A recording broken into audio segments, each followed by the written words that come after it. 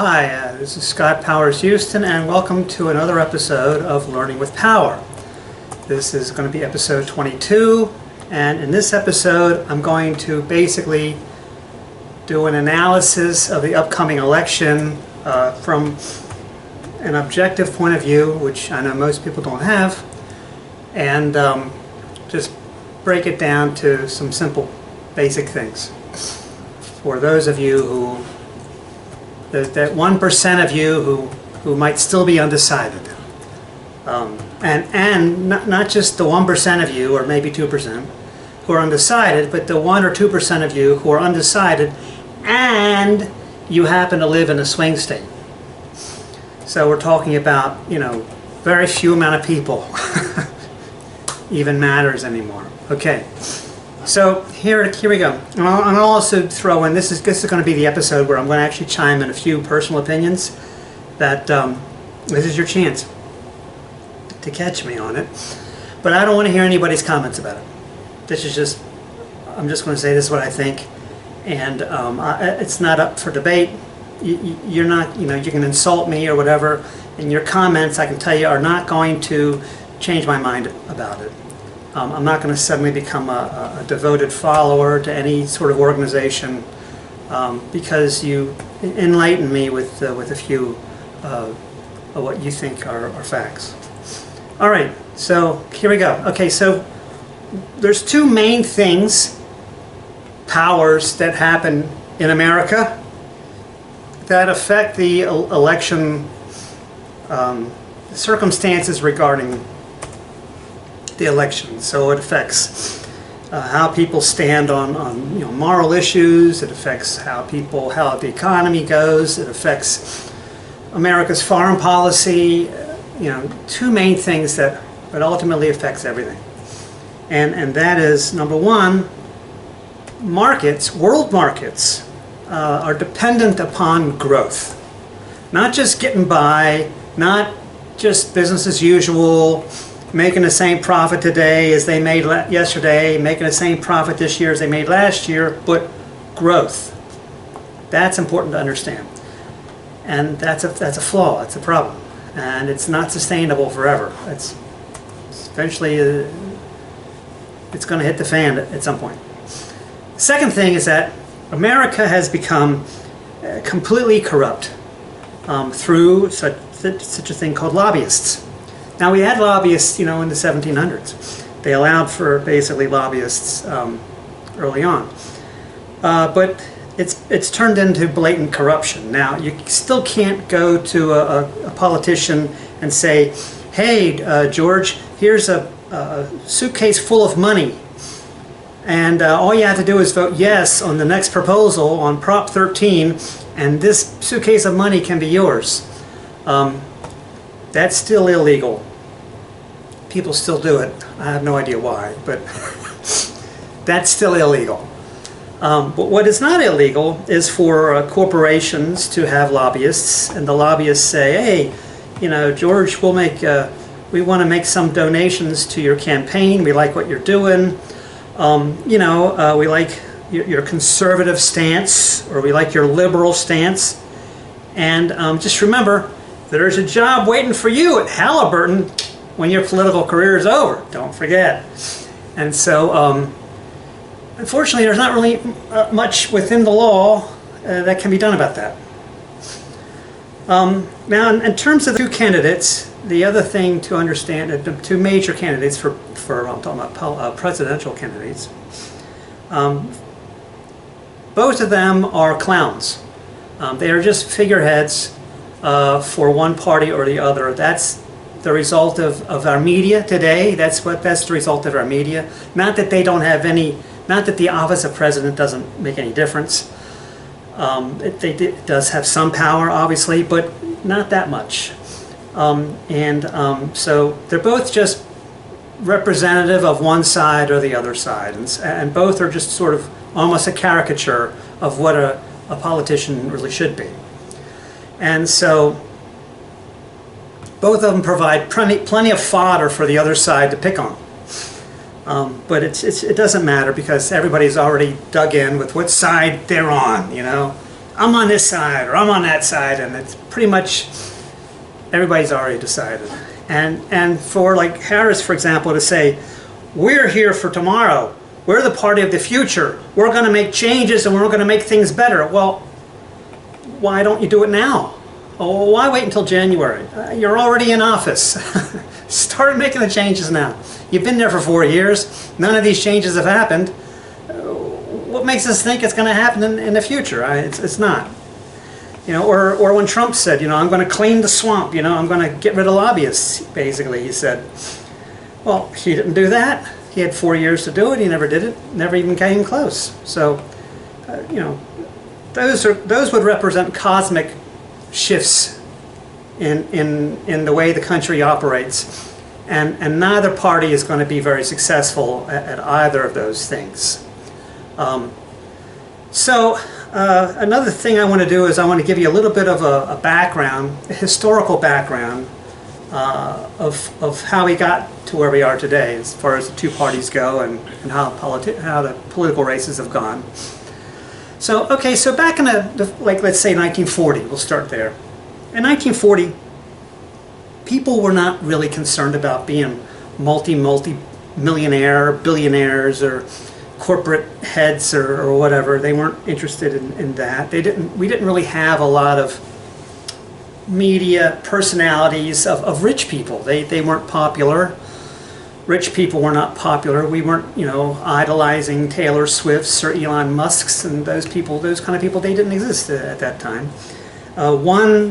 You had single earner families that could afford to buy a house and make mortgage payments and raise a family, 2 or 3 kids, have a nice house in the suburbs with a white picket fence.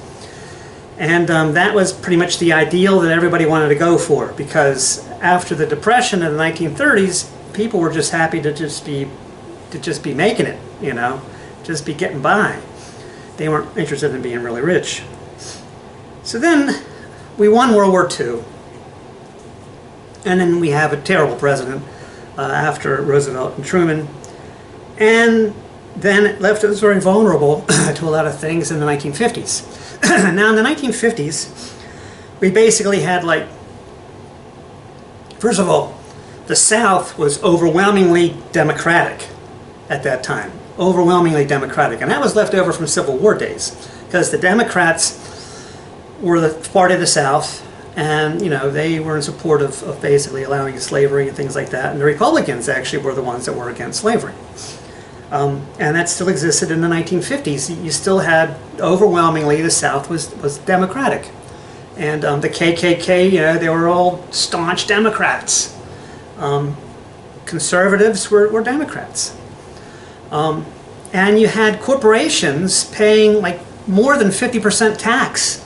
And anybody wealthy, even just a little bit wealthy, even if you only had a few $100,000, was paying like 40 or 50% tax. I mean, taxes were very high on even, not even the rich, but even the semi-rich. And that's how it was. And the country was prosperous. The wheels turned, everybody got along, we had a good family nucleus, we had relative safety, you know, we had safety within the schools and things like that, and we could allow guns and things like that and the culture like that, because you didn't have too many crazy people, because you didn't really need to have a whole lot of crazy people, because pretty much the system worked. So then after World War II, basically America won. And it was an opportunity for corporations to become really, really wealthy, and to create it was a tremendous amount of wealth generation that started to happen after that point.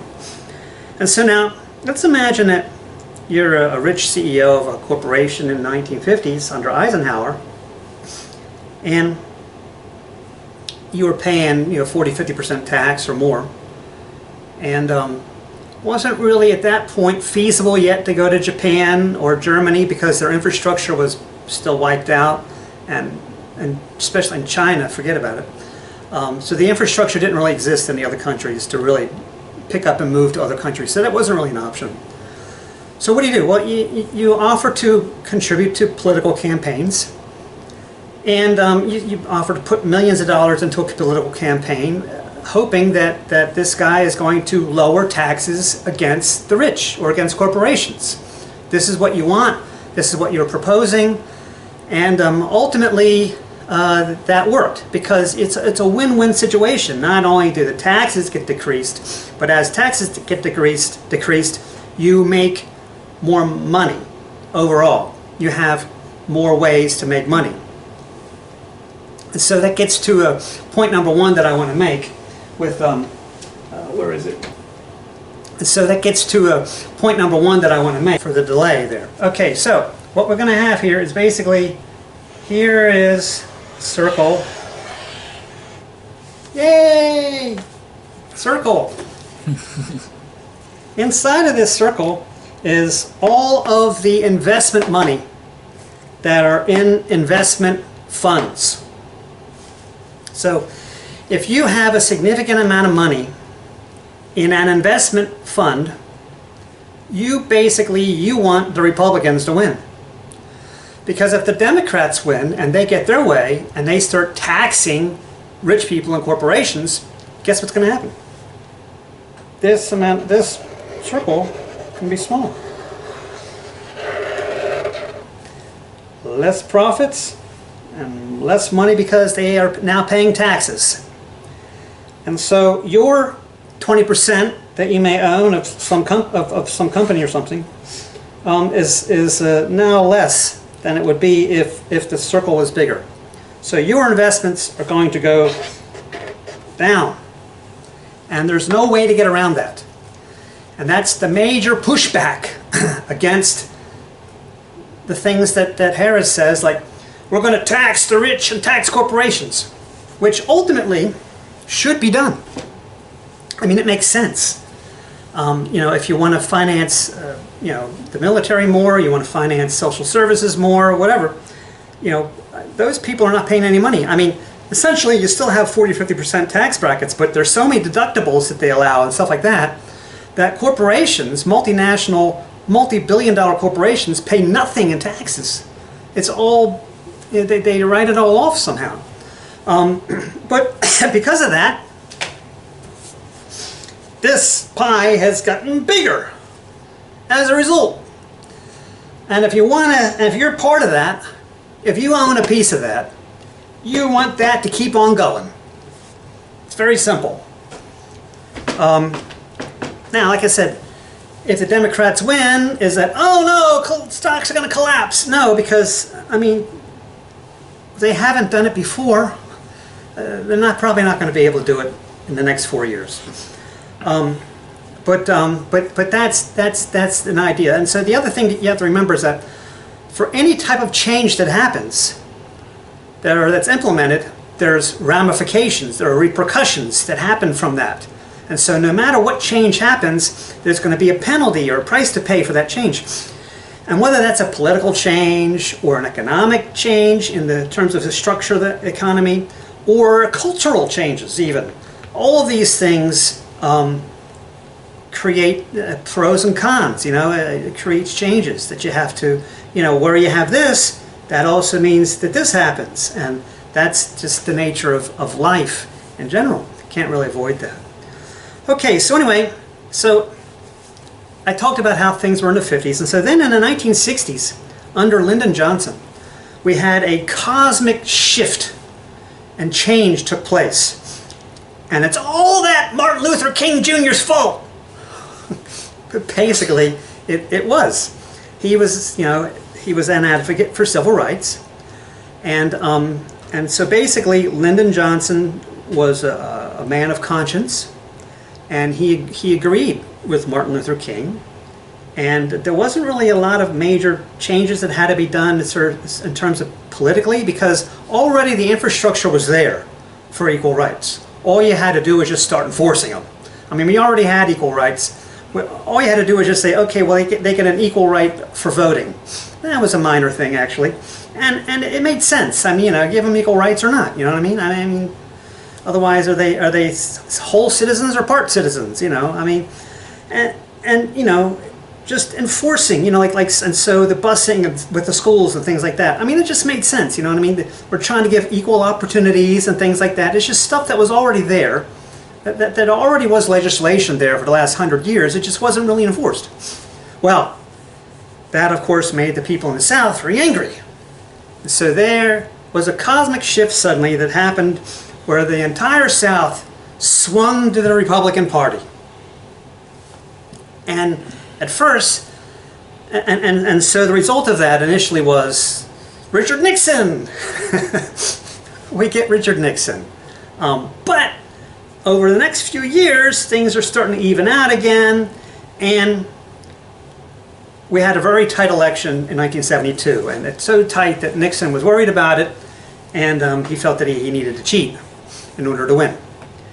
And so the Republicans realized that they needed to sort of reinvent themselves. They had the support of the South because they didn't want them folks to get equal rights, and all that wasn't fair. I'm not going to have that. It's more than that. They needed to reinvent themselves. And so what they did was they said, well, we're the party now of conservatives, and we're going to embrace conservative religion. And before they hadn't so much, but now they're like, well, we're conservatives and we want it the way things were in 1940, and we're going to embrace religion. And because they did that, and that was a popular thing to do, because a lot of people also were very upset about changes. Conservatives were very upset about changes, and lots of changes were happening in the 1960s. You've got abortion, and you've got feminism, and you've got anti-war protesters, and all sorts of things, and birth control, and just all sorts of stuff. And so the Republicans embraced this conservative attitude, and they made it a major, and so conservative religious leaders supported the Republican Party, and basically, okay, back again. All right, so the Republican Party embraced the right-wing conservatives, and initially that gave them a boost, and it ushered Reagan into office big time. And so now Reagan is in power, and the thing about Reagan is that Reagan was really pro-corporation. So he was pro-slashing taxes, he was anti-regulation, all these things. And initially, this became this. There was immediate benefits to what he did initially. And I got 14% on my checking account, interest, and there's money for everybody. And yay, Republicans! And so he wins another term because basically they had another clown, as it was a Democratic representative at that time, and then another clown in Dukakis. My dad used to say, why did Mondale lose? Because he was caught doing 65 in a Ferraro. Anyway, so it's a dad joke from 1984. All right, so, but now that they've done that, it's also brought with it some problems. So, and when you're beholden to lobbyists, that's also a problem. So what happened was when the Republicans lost the 2020 election, and they really did admit that they lost finally, the Republicans got together, the conservative, right-wing conservatives got together, and they said, well, then you better, to save your ass, and these are congressmen and senators now, you better get rid of Roe versus Wade. If you still want our support, you're going to need to do that. And so they were kind of in a bind, because they're going to lose their funding unless they do something about that. And so they thought, well, we can spin the narrative of, we're not eliminating abortion, we're just saying we're making it states' rights, that it shouldn't be a federal law, that each state should have a right to determine it, self-determination on their own. What do they think? Essentially making it illegal in conservative states and legal in only liberal states. Anyway, but for some reason in America, abortion has become such a huge political football, and that the 2022 election was completely carried by that issue, abortion, and that only. And that's ridiculous. That shows how broken our culture is. Now, to go back to the beginnings of this, basically, it comes from the 1960s. The whole abortion and the pill and things that came out in the 1960s. Well, that angered conservatives because basically they don't like change. I mean, that's the main problem, is that they don't like change. And so they were like, well, it's murder! And God says you shouldn't murder. Well, we have laws against murder too. And we've got laws against infanticide. That's not legal. I don't know why Trump would even mention the word within his debate. It just shows you what a clown he is. But by the same token, Harris puts her foot in her mouth too, when she says things like, I support, the state paying for transgender changes amongst prisoners, in jail. That's just stupid to say things like that. Because even if you are in support of that, which it would not be a big deal, because we're talking about out of a budget of trillions, a couple $100,000 maybe at most. I mean, you're talking about a handful of people that it would affect. But why say it? Why say it on national television or whatever? Why say it? You're just putting your foot in your mouth and you're giving the other side fodder to use against you to make you look foolish. There's no reason for that. You can say, I support LGBT or whatever. That's fine. That's all you need to do. You don't need to say other things like that. Both sides are putting their foot in their mouth, but left and right. But it doesn't matter because both sides, people have already decided what they think. So, but the abortion thing, I mean, there's nothing in the Bible that says that abortion is bad. Because there was no abortion 2,000 years ago. And there were even justifications in the Old Testament for infanticide and when that was justifiable and when God would allow that. So, the whole, they're, I mean, it's not even a biblical thing. It's not even part of the Bible. I don't even understand the argument there. By the same token, you also, a lot of conservative people also don't like the idea of women just having 8 babies and the state keeps giving them money to have babies and they get this huge check every month from the state because they have 8 children because they don't use contraception at all. And instead of spending any of the money on their kids, they buy fancy cars and nails and breast enhancements and everything else enhanced. And they ultimate consumers, and they don't give their kids anything, and the kids don't know any better. A 3-year-old doesn't know that he's not getting enough because he doesn't know what to compare it to. So that's another thing the conservatives point to when they say, can't have that.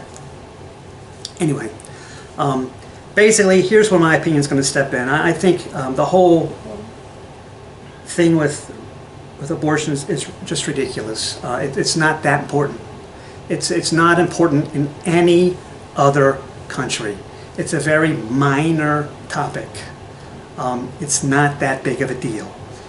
And but if you want to know my opinion, it should not be illegal anywhere. It's not the state's business to decide whether or not somebody should get an abortion or not. It's really not. It doesn't need to be state business. It should be between the person involved. The father should be involved. The doctor should be involved, but there should not be any law that basically potentially could interfere with somebody getting medical treatment that they need, to save their lives or something. I mean, that's just ridiculous. Oh, because God wants it this way, you can't have an abortion, and then she dies. I mean, that's ludicrous. But so there should not be any law against it. But by the same token, people who say, and most of these people are gay, or feminists, that men should have no rights at all in regards to the baby, nothing. It's a woman's decision entirely. Well, no, it shouldn't be because, the man makes half of the baby and controls the sex 100%. And ultimately, here's the thing.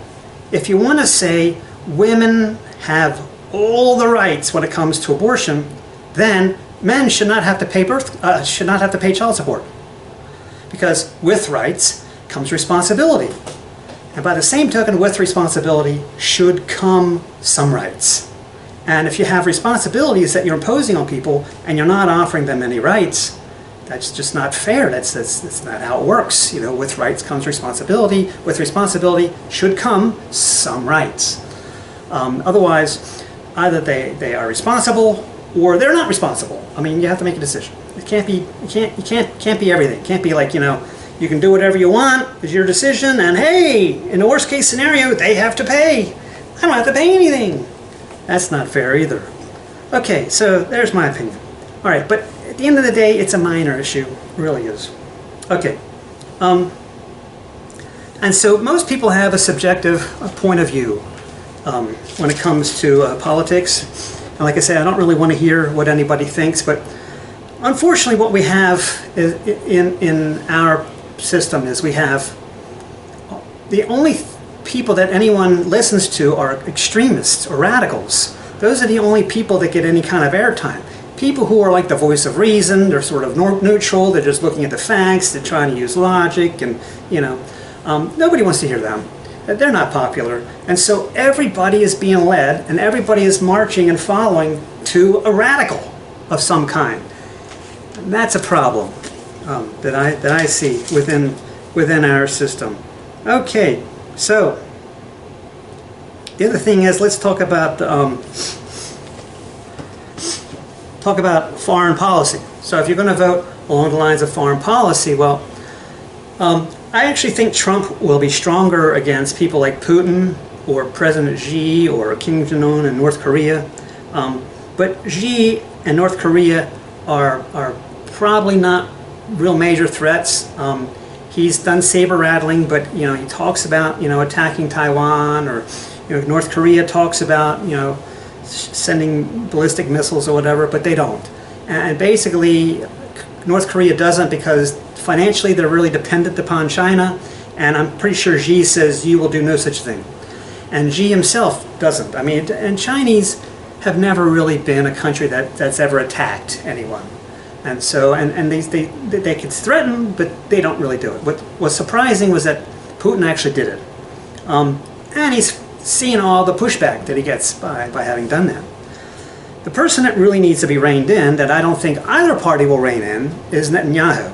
And Netanyahu is a major threat, and he's just a radical rogue leader, dictator basically, and you've got to do something about people like that. You can't allow people like that to make, you know, to have important decisions. And he basically acts, you know, he thinks he has full autonomy to do whatever he wants to do because he has the support of the U.S. military behind him no matter what he decides to do. And you got to tell him, no, you don't. You know, and so when he wants to bomb Gaza to ridiculous amounts, that's up to him because technically it's within Israel. Obviously he's not worried about their votes. Obviously they don't really have democracy in Israel, or else he would worry about their votes, but obviously they don't really get a vote. You know, they're like black people from 1860 or something. You know, so I mean, how America supports a system like that, I have no idea. It's like we're supporting apartheid or something, you know. I don't know. Anyway, but, you know, now he's attacking Lebanon, Beirut, bombing central Beirut, things like that. I mean, he's declared war on Lebanon. And next, you know, we're talking about Iran, and then who knows where it could end. And you can't allow that. You have to say, look, you do not have the support of the U.S. military to do all these things. You're going to have to stop at a certain point. You can't declare that all Muslims are a threat to Israel. You're going to have to stop. Or we're going to have World War III on our hand. And I worry that neither one of them can do anything about that because I have not seen very wise decisions made by the U.S. regarding foreign policy. So anyway, I think it's a wash, whoever wins as far as that goes. One of the things that is important is that Chinese growth there's a recession now in China, which I always knew, I always saw that coming because you can't have growth, plus the fact that they were burning the books. So they weren't really being honest with what the actual numbers were. And eventually it gets to the point to where the dishonesty comes to a head and it's realized that maybe that there's something wrong there. So they're starting to regress as far as their economy goes. And that's affecting And that affects this. All the money in the world is shrinking because China doesn't really have as much as they were saying that they have. And that's another issue as far as foreign policy goes. Okay. But basically, if you want that pie to be bigger, you should vote Republican. All right. And as far as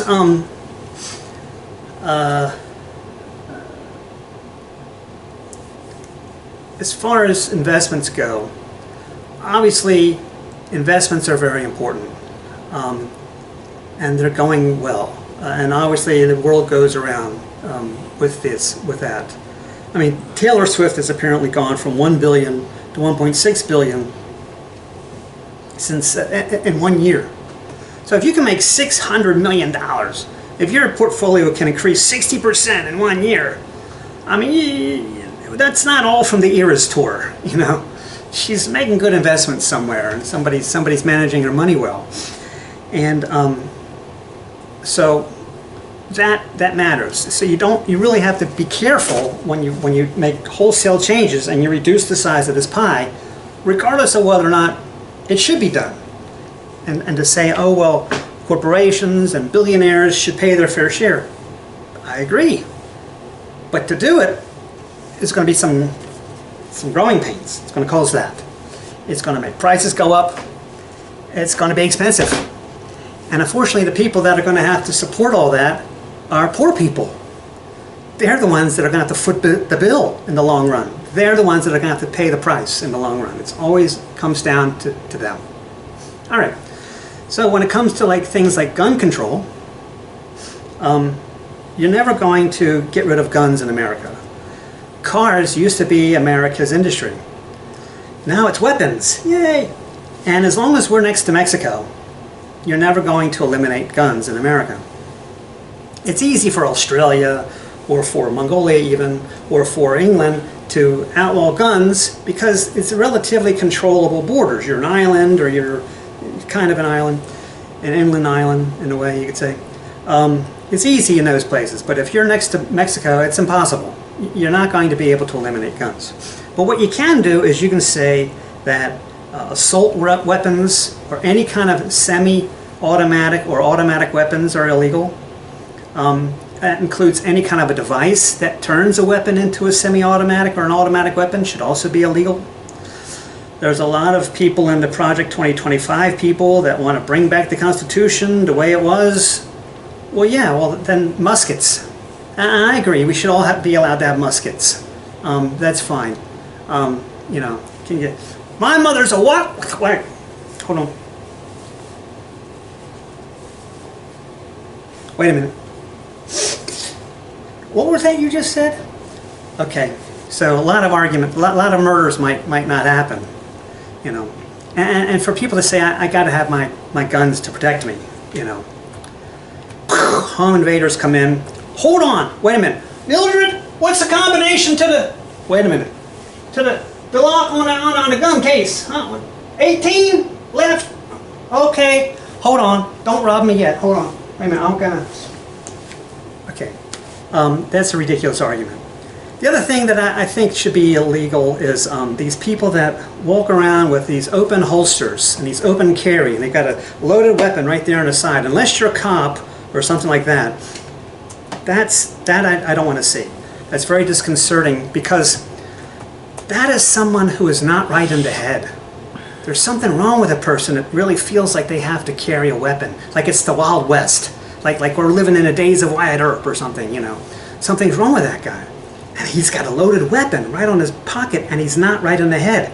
Ooh, bad combination. So I don't really feel very good about that. And that should also, to me, should also not be legal. Okay, so, and I don't care what your opinions are. I don't want you to say, I disagree with that First Amendment, or whatever. I don't care. Or the 10th Amendment, whatever that is. I don't, or Second Amendment, it's the Second Amendment. First Amendment's the speech. Okay, it doesn't matter to me. Okay, so, those are the basic issues. It really does come down to economics. People in the South that vote Republican, that are really, really dependent upon social services really are voting against their best interests. The other thing about voting for Republicans is forget about infrastructure. So collapsing bridges in Baltimore and collapsing port bridges or whatever in the islands in Georgia, you expect more of that. That's going to happen more, you know. It's just, you know, that's like I said, with one, there's negatives and positives to both sides. For me, I think it doesn't really matter a lot. And so that's basically the election breakdown in a nutshell. So you know what you're really deciding on, and when it's all said and done, I think it really doesn't matter who wins. There's not going to be a lot of changes to the general system that already is in place, and people just, you know, they need to be distracted. You know, they want to feel like they have a voice. They want to feel like they matter. Otherwise, they become disgruntled, I guess. You know. But the reality is, it's not that important, in my opinion. And abortion is really not important when you've got Netanyahu basically trying to declare World War III, and nobody cares about that. But we care about abortion. And I can't even talk about abortion with most people. They get so violent and enraged, and they're so emotional about it. And I have no idea. That's only in America. Okay, so I guess that's the end of the broadcast. Again, click like, share, subscribe, tell your friends if you find these broadcasts interesting. And we'll see you next time on Learning with Power. Take care.